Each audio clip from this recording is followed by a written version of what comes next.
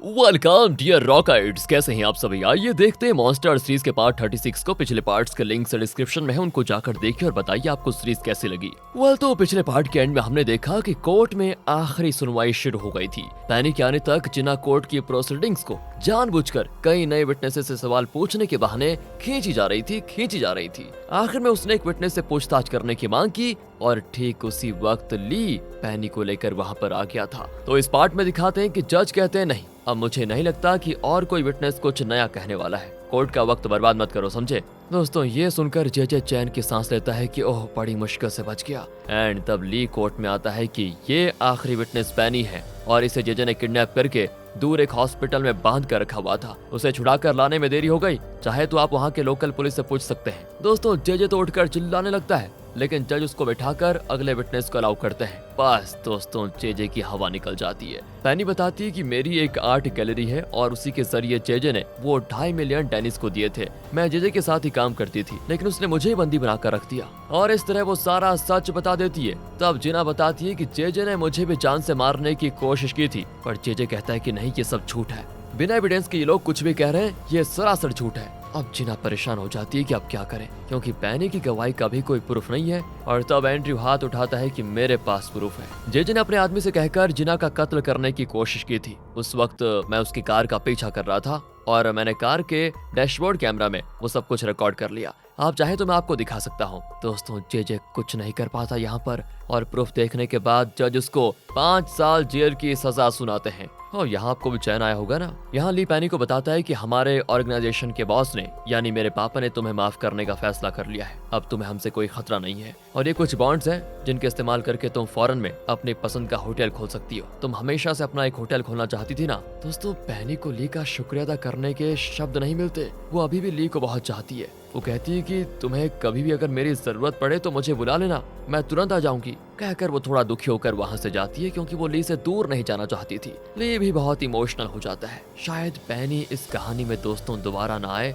इसलिए अगर उसके कोई फैंस हैं तो कमेंट्स में जरूर बताना वो कैसी लगी आपको। और जब जेजे और उसके बॉडीगार्ड को जेल जाने के लिए बस में चढ़ाया जाता है तो वहाँ पर ली आ जाता है। थोड़े एटीट्यूड के साथ कहता है कि क्यों अंकल, देखा ना आपने वक्त कितनी जल्दी बदलता है। उस दिन मैं जेल में जा रहा था और बताओ आप मुझे इसी तरह मिलने के लिए आए थे, और एक आज का दिन है जब आप पासा ही नहीं पलट पाए, क्योंकि पासा तो मैंने पलट दिया। लेकिन दोस्तों ये जेजे है ना, इसके अंदर अक्कड़ अभी भी रहती है। कहता है कि खेल अभी खत्म कहाँ हुआ है, मैं वापस आऊंगा और तब दिखाऊंगा तुम्हें कि मैं क्या हूँ। दूसरी ओर दोस्तों वो एंड्रयू को देखकर धमकाता है कि इस लड़की के लिए तुमने मुझे धोखा दे दिया, तुम्हें भी देख लूंगा मैं। कहकर वो बस में चढ़ जाता है। अगले सीन में ली, जिना और एंड्रयू अपनी जीत सेलिब्रेट कर रहे होते हैं। जिना कहती है कि अभी हमें जेजे की कंपनी के कई घोटालों का पर्दाफाश करना है। मनी लॉन्ड्रिंग, टैक्स एविजन जैसे कई केसेस में जेजे को हम और भी फंसा सकते हैं, लेकिन उसके फाइल में सब कुछ एकदम परफेक्ट है, हिसाब किताब सब एकदम साफ रखा हुआ है उसने। एंड्रयू कहता है कि हाँ ये तो है, वो इस मामले में बहुत ही सावधान रहता है, पर तुम फिक्र मत करो, कुछ ना कुछ तो हमारे हाथ जरूर लगेगा उसके खिलाफ।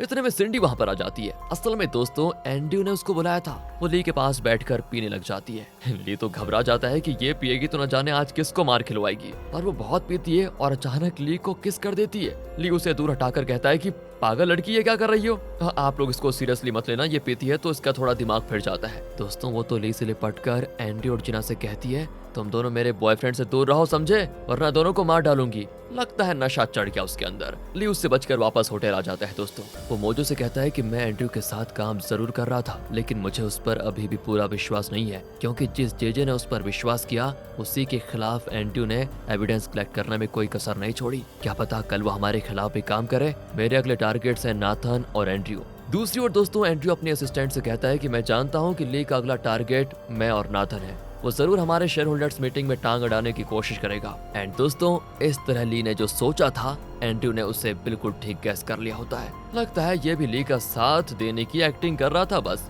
अगले सीन में चेयरमैन की वाइफ और नाथन नेल के घर जाते हैं। चेयरमैन की वाइफ कहती है कि जेजे को जेल से रिहा करवाने में आपकी मदद कर सकती हूँ मैं, बदले में आपको हमारे लिए कुछ करना होगा। बी वर्ल्ड फार्मा कंपनी में जेजे के जो शेयर्स है वो आपको हमारे नाम करना होगा। ऐसा करने से हम डोडो ग्रुप के अगले शेयर होल्डर्स मीटिंग में जीत जाएंगे, क्योंकि हमारे पास सबसे ज्यादा शेयर्स होंगे फिर, और उसके बाद तो हम एंट्री को डोडो ग्रुप से आराम से बाहर निकाल सकते हैं। पर नेल कहता है कि अगर तुम किसी अच्छे लॉयर की मदद से जेजे को बाहर निकालने की सोच रही हो तो ये काम तो मैं भी करवा सकता हूँ, इसमें मुझे तुम्हारी मदद की जरूरत क्यों है, और इस डीलिंग में मेरा फायदा ही क्या है। पर किमी कहती है कि मुझे आपकी डीलिंग मंजूर है, लेकिन बदले में आपको डोडो ग्रुप होटल में मेरा काम करना होगा। चेयरमैन की वाइफ कहती है वो तो हमने सिंडी को देने का फैसला किया था ना। किमी कहती है कि पर अभी दिया तो नहीं ना, इसलिए वो मेरे नाम कर दीजिए, फिर मैं फार्मा कंपनी के शेयर्स आपके नाम करवा दूंगी। अब और कोई रास्ता न पास होकर चेयरमैन की वाइफ मान जाती है। लेकिन दोस्तों नाथन का असिस्टेंट ये सारी बात सुन रहा होता है और वो ये सारी बातें एंड्रयू को बता देता है। पता है दोस्तों क्यों?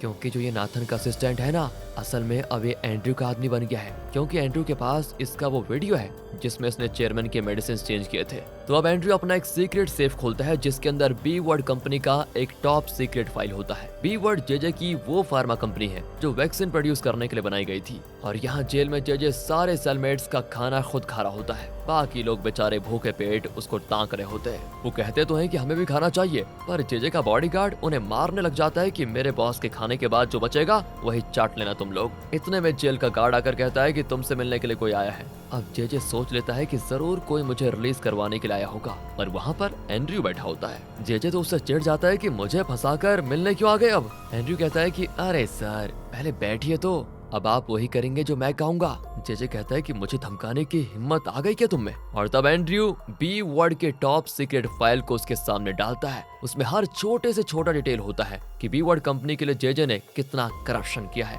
कितने टैक्स की चोरी की है, कौन कौन से घोटाले किए हैं। एंड्रयू हंसकर कहता है कि अगर सोच लो मैंने इसको लीक कर दिया तो ये 5 साल की सजा कुछ भी नहीं है, उम्र भर की जेल हो जाएगी तुम्हें। जेजे पूछता है तो क्या तुमने ये डिटेल्स जिना को नहीं दिए? एंड्रयू कहता है कि मैं क्या बेवकूफ हूँ जो जिना को ये सीक्रेट फाइल दूंगा, मैं तो अपने फायदे के लिए तुम्हें धमकाने के लिए आया हूँ। जेजे कहता है कि ठीक है, बोलो तुम्हें चाहिए क्या? अब आप पूछ ही रहे हैं तो बता देता हूँ कि मुझे 2 चीजें चाहिए। एक तो आपको वो ऑडियो रिकॉर्डिंग मुझे देना होगा जिसमें मैंने कबूल किया है कि मैंने अपने सौतेले बाप का कत्ल किया था, और दूसरा ये कि आप अपनी कंपनी यानी बी वर्ड को मेरे नाम करेंगे।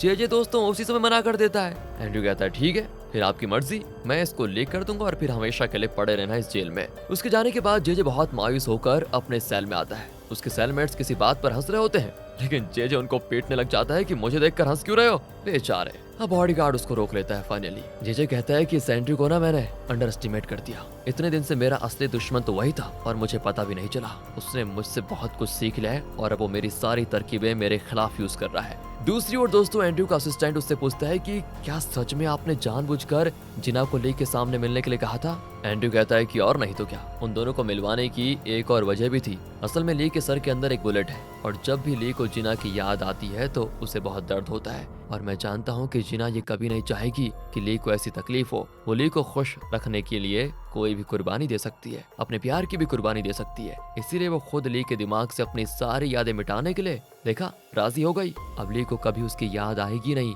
और अब जिना सिर्फ मेरी होकर रहेगी। ये था मेरा मास्टर प्लान, वो भी सफल हो गया है। अब तो मैं आसानी से जिना को पा सकता हूँ। इस तरह दोस्तों वो अपना ये मास्टर प्लान रिवील करता है। यहाँ ग्रे को दिखाते हैं जो ली को बताता है एंड्रयू जेजे से मिलने जेल गया था, जरूर दोनों कुछ मिलकर प्लान कर रहे हैं। ली कहता है कि हम सिंडी को उसके खिलाफ यूज करेंगे, देखते हैं क्या होता है। तो अगले सीन में वो सिंडी के साथ डिनर कर रहा होता है और कहता है कि अब मैं तुम्हें एक बिजनेस देने वाला हूँ। पर दोस्तों वो एकदम सही सवाल पूछती है कि अगर तुम्हें मुझे बिजनेस देना ही था तो उस शिपिंग कॉन्ट्रैक्ट को मेरे नाम से साइन क्यों नहीं करवाया? लेकिन बोलती बंद हो जाती है कि अब मैं इसका क्या जवाब दूं। फिर भी वो बिना सर पैर के कुछ रीजंस बताता है कि देखो शिपिंग कॉन्ट्रैक्ट में लाइफ इंश्योरेंस मिलना बहुत मुश्किल है, अगर तुमने साइन किया होता तो बिना इंश्योरेंस के अगर पैसेंजर्स मर गए तो तुम्हें अंदर कर देते वो लोग, इसीलिए मैंने वो एंड्रयू को दे दिया ताकि वो फंस जाए। सिंडी कहती है वो छोड़ो, अब ये बताओ कि मुझे कौन सा काम देने वाले हो? ली पूछता है कि बी वर्ड कंपनी में तुम्हारे कुछ शेयर्स हैं, है ना? हाँ है, पर उसके बारे में तुम क्यों पूछ रहे हो? ली कहता है कि तुम्हें उन शेयर्स को मेरे साथ मैनेज करने के लिए एक एग्रीमेंट पे साइन करना होगा।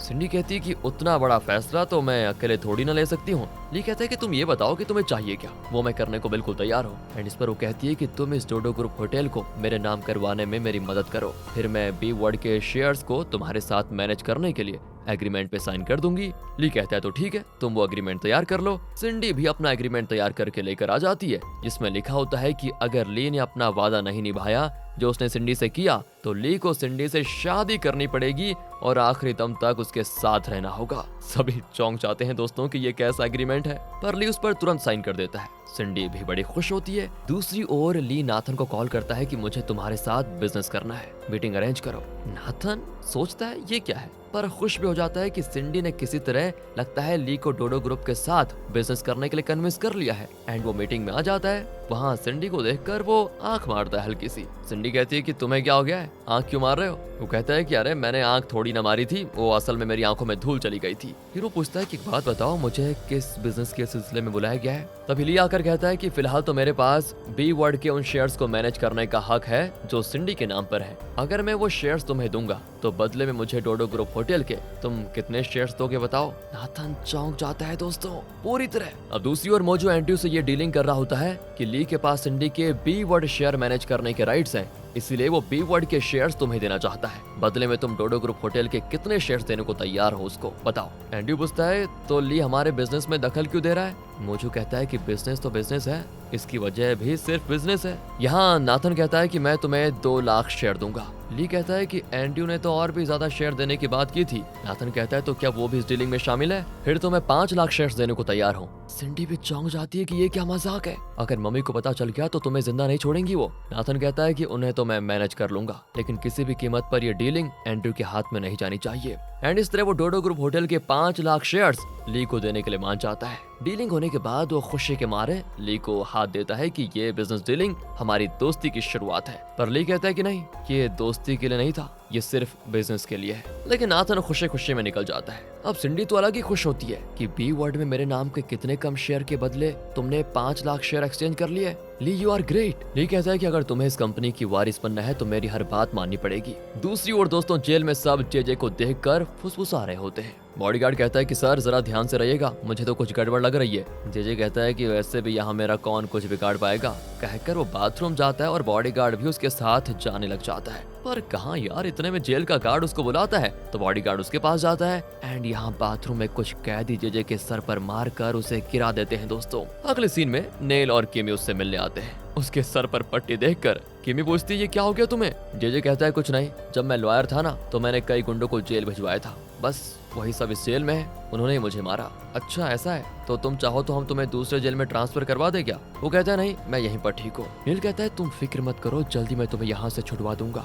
पर बदले में चेयरमैन की वाइफ तुम्हारे बी वर्ड कंपनी के शेयर्स मांग रही है, ये रहा उसका एग्रीमेंट। एंड ये बात सुनकर अब जेजे चौंक जाता है। पर किमी कहती है कि फिक्र मत करो, बदले में वो हमें डोडो ग्रुप होटल देने को तैयार है। एंड इस पर जेजे मान जाता है और एग्रीमेंट पर साइन कर देता है। देख रहे हो दोस्तों क्या घिचपिच चल रही है, खिचड़ी। दूसरी ओर चेयरमैन जिना के ऑफिस आता है क्योंकि वो चेयरमैन की प्रॉपर्टी डॉक्यूमेंट्स वगैरह देख रही है और चेयरमैन की वाइफ ने उसके मेडिसिन को चेंज करके उसकी जान लेने की जो कोशिश की है वो केस भी चेयरमैन जिना को देता है। अब जिना बताती है कि कानून के अनुसार अगर देखें तो अगर आपकी वाइफ आपको डाइवोर्स देने पे मजबूर करती है तो आपने उनके नाम पर जो प्रॉपर्टी ली है वो सब उन्हें आपको वापस देना होगा। अब मेडिसिन चेंज करके उन्होंने आपकी जान लेने की जो कोशिश की ये भी उसी कानून के तहत आता है, इसीलिए अब उनके नाम पर जो प्रॉपर्टीज है वो सब आपके नाम हो जाएंगी। चेयरमैन कहता है कि वाह बहुत बढ़िया बात कही तुमने, वक्त आने पर मैं इस कानून का इस्तेमाल जरूर करूंगा। एंड्रयू कहता है कि पापा आज आप एक फैमिली टुगेदर अरेंज कीजिए, मैं जानना चाहता हूँ कि किसके पास किस कंपनी के कितने शेयर्स हैं। चेयरमैन मान जाता है। घर पर वो व्हील चेयर पर अपनी एक्टिंग जारी रखता है। उसकी वाइफ पूछती है कि इस हालत में तुम कहाँ घूम रहे हो? चेयरमैन कहता है तुम्हें उससे क्या, आज मैंने एक फैमिली गेट टुगेदर रखा हुआ है। एंड इस पर वो भड़क जाती है कि किससे पूछ कर रखा है तुमने?